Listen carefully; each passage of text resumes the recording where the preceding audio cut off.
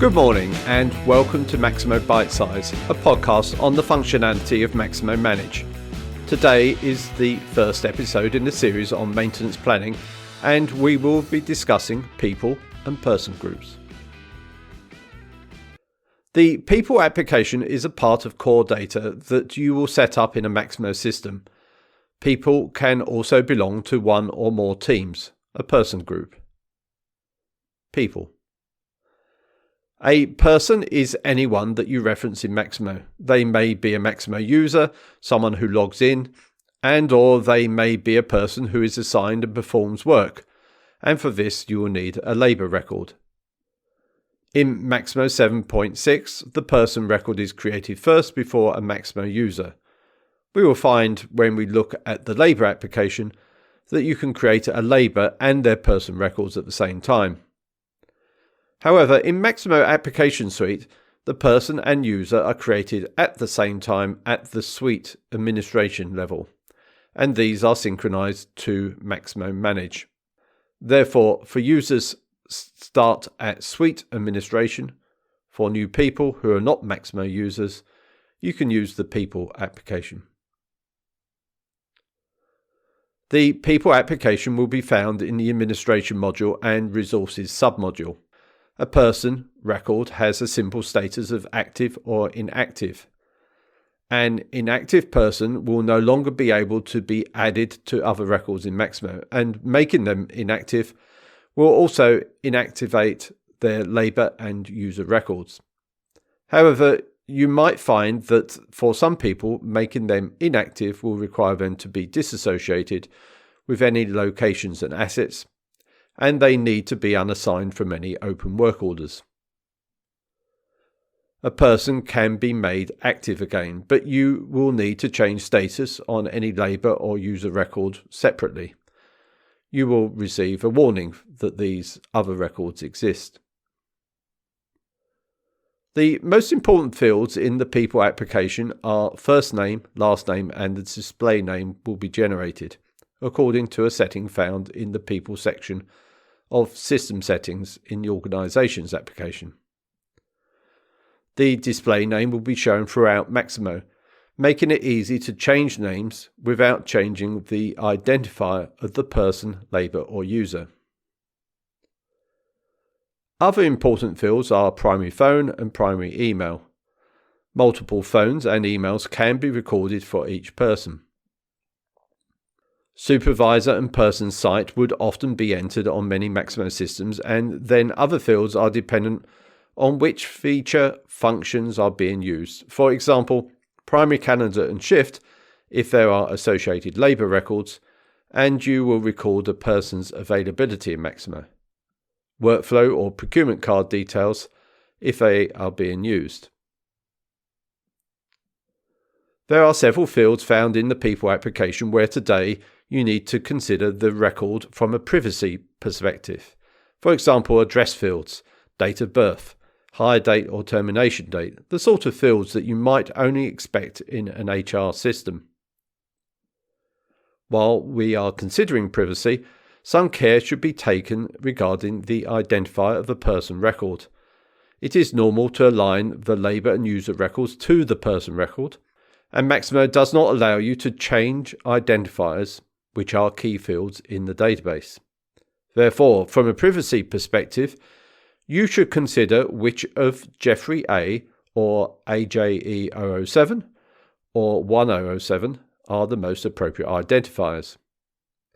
Jeffrey A is too recognisable if Andrew Jeffrey, that's me, is no longer associated with your organisation.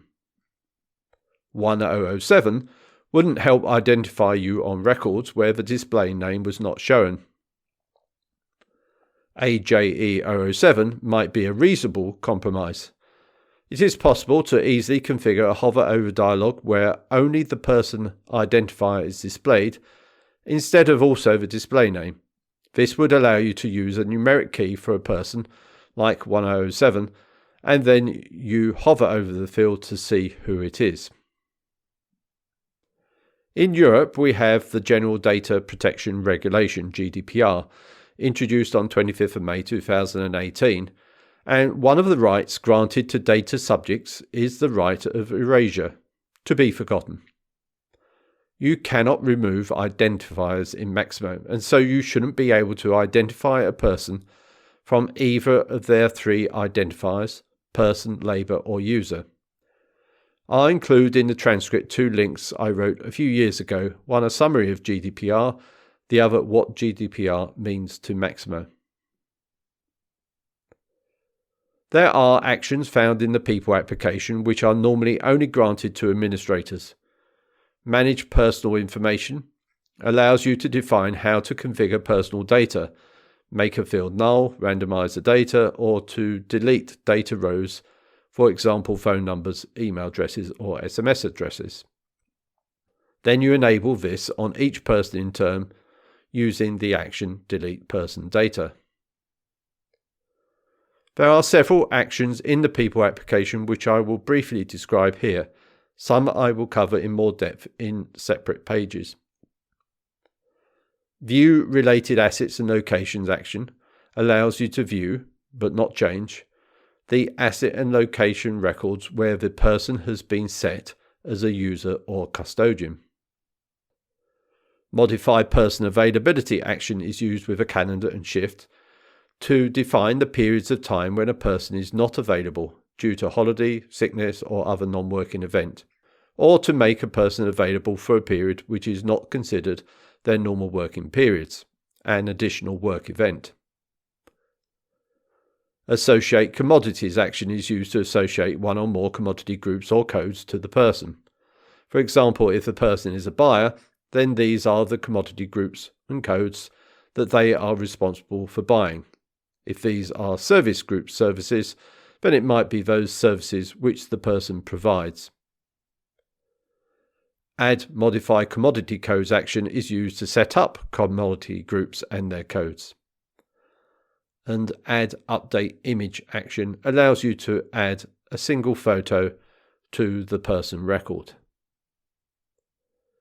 Finally, there are actions to allow you to manage library, manage folders, and associate folders to the person record, a feature associated with linked documents which will appear in many Maximo applications. Person groups. The Person Groups application is used for creating teams and will also be found in the Administration module and Resources submodule. Most person groups are defined very simply with a code, description, and a set of people that make up the team. These are known as the primary persons. There is no status on this application. However, only people with a status of active can be added to a person group, and you cannot change the status of a person to inactive if they are a member of a person group. The application does a little more than just defining the team members, and originally it was set up as a part of workflow, which is where several of the other fields fit, including the alternates table window. It is a system level object, and when it was introduced, it replaced labor groups, which was a site level object. As you enter the team members, the sequence number is important because it determines the order in which people are searched during workflow assignments and the sending of email communications. The use for organization and use for site determines whether a person is at the group level, both fields are null, organization level, or site level. In a person group, the person can only exist at the one level. If you wish to create a site level team, then add people to the team and set their use for site to the site where the team is based. Similarly, for an organization level team, all people should have their use for organization set to the organization. These two fields are read-only after a record is saved. When adding the set of people associated with the person group, you can mark a person as the group default, organization default, or site default. Only one person can be the site default for a site. Only one person can be the organization default for an organization. and only one person can be the group default. These are used with sending an email communication to the members of a team when using a role based on a person group and with the broadcast field disabled.